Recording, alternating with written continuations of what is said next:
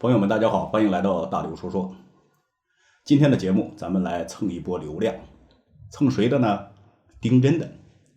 这一段时间，来自四川甘孜州理塘县的一位藏族小伙丁真火了，摄像师拍下了丁真的视频和照片，传到网上，结果火的是一塌糊涂啊！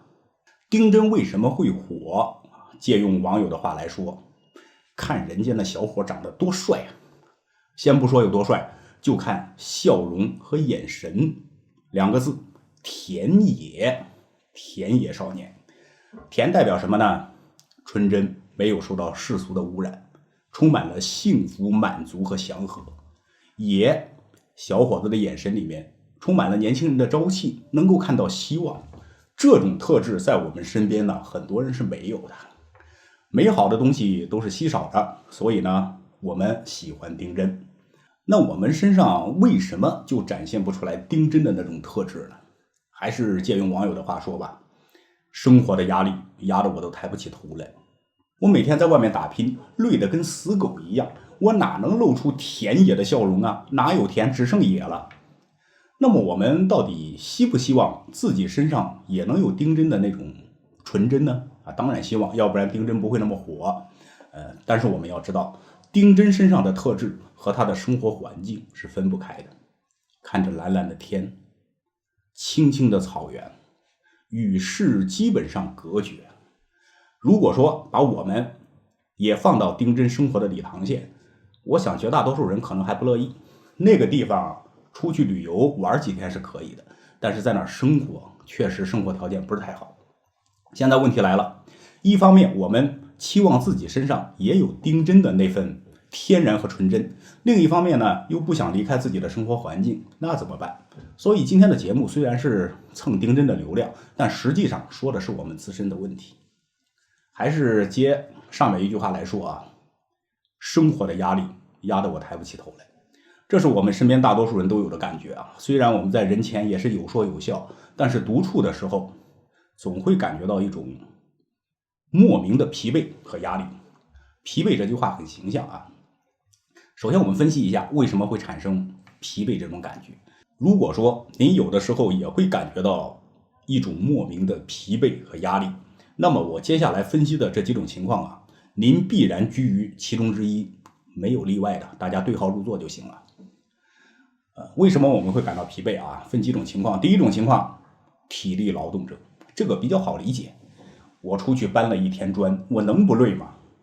我的工作岗位要求我一天都不能休息，站得腰酸腿疼或者是流水线，这个肯定是让人感到疲惫的。第二种情况呢是脑力劳动者，其实这也不轻松啊。我手中的报表，我的这份文案，今天下班之前必须得交上去，压力很大。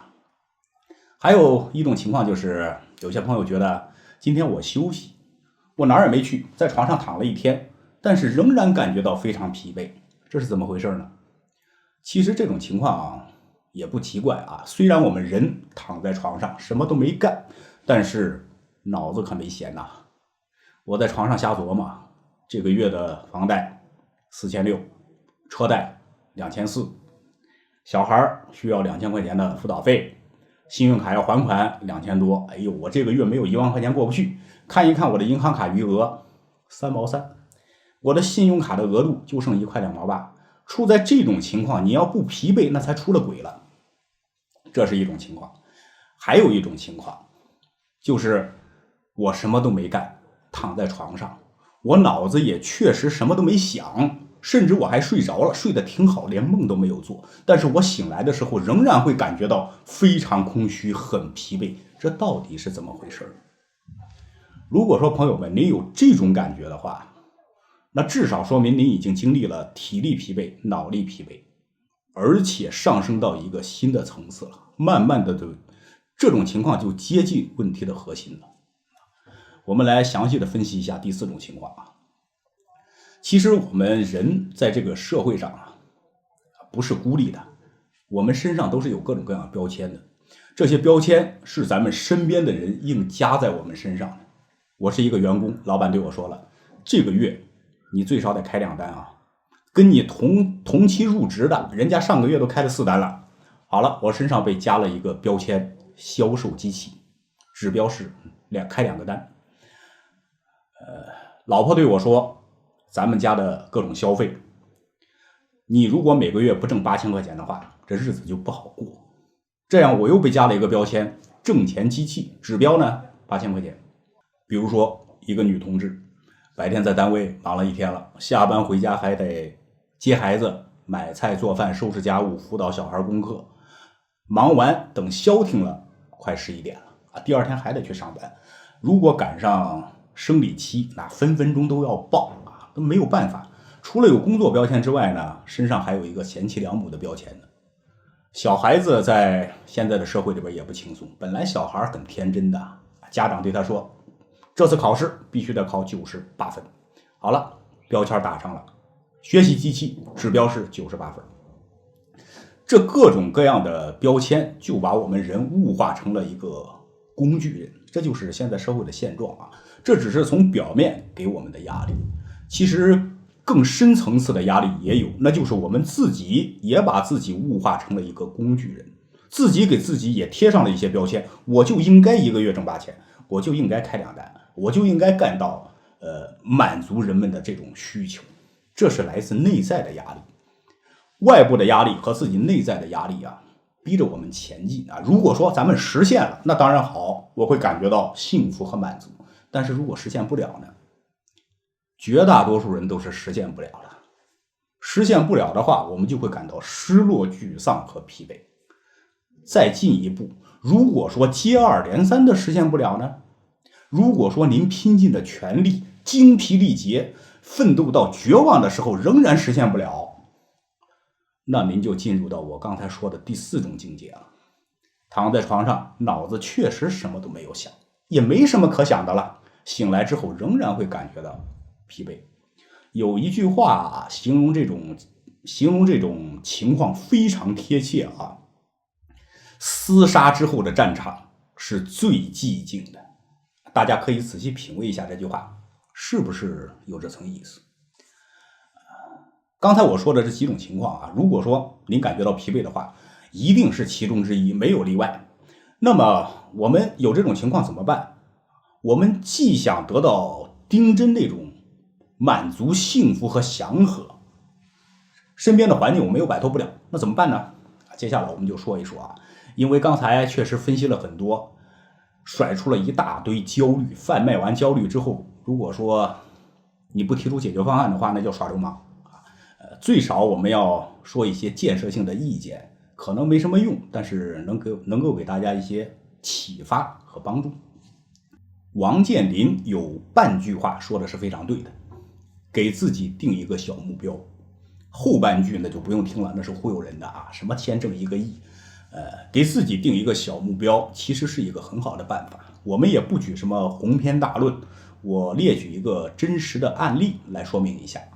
比如说我现在没车没房没工作，还因为过度消费欠了20万的外债，像我这种情况应该比较惨吧。可能有些朋友说我的情况比你还惨啊，那是少数啊，大多数人都惨到这份上已经可以了。那我应该怎么办呢？给自己定一个小目标，比如说我计划用2年的时间先还掉5万块钱的外债。这个目标怎么实现？其实很简单，我每个月定存2000块钱就够了。在这2年里面，要告诫自己，我人生的目标就是每个月定存2000，那就意味着我需要找一份3000多或者是4000工资的一份工作，好好去做。因为我自己还要花一部分，别的什么都不要想。我存20万，明年娶媳妇儿，不要想。你的目标就是每月定存2000块钱。这样的话，对于大多数人来说，只要你是正常人，都绝对是能够实现的，除非你不想干。那么实现之后会有一种什么情况呢？我跟大家形容一下，你会突然发现世界原来这么美好，你会觉得很幸福很满足，恨不得出去跑一圈，跑个精疲力尽，然后走到一个饭馆里边，好好的点上几个菜，开2瓶啤酒庆祝一下。可能有些朋友觉得有点夸张吧，你就还了5万块钱而已啊，你还有15万外债呢，至于吗？我跟大家说，这种感觉一定会有。这是我的亲身经历，我就是这么走过来的。为什么呢？因为我们给自己打造了一个人设，设定了一个标准，结果呢实现了，这就是原因，很简单。那么我还欠15万怎么办呢？再继续制定下一个小目标，用4年的时间把15万外债清掉，2年还7万5。其实您放心，根本用不了4年。这个目标如果在实现之后啊，你会再一次感觉到幸福和满足，另外自己的自信心也会建立起来。可能有些朋友觉得，你毕竟到现在只是把外债清完了，你还是什么都没有啊。其实奋斗到这个程度，我们不能说自己什么都没有。在这个行业里面我已经做了几年了，不说做到行业精英啊，最少我已经成为中坚力量了。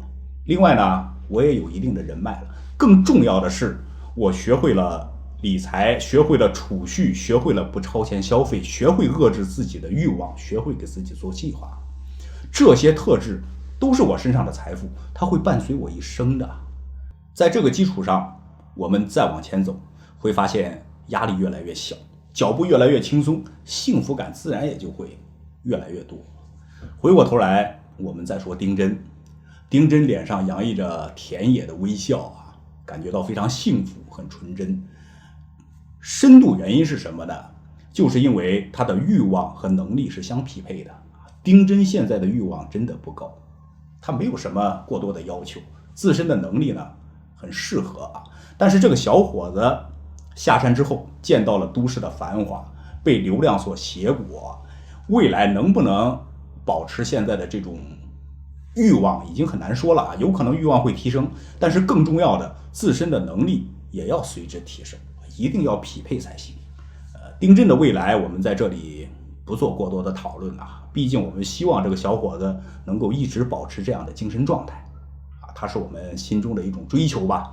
但是对于咱们绝大多数人来说，客观的认清自己的实际情况，客观的评估自己的能力，欲望能力一定要相匹配，一步一步的往前走，这才是未来能走得好的根本。今天的话题我也不认为自己说的都对啊，但是毕竟我说的这些实例是我亲身经历并且已经走出来已经实现的事情，我认为它是有一定参考意义的，在这里给朋友们分享，也非常感谢大家的观看，咱们下期节目再见。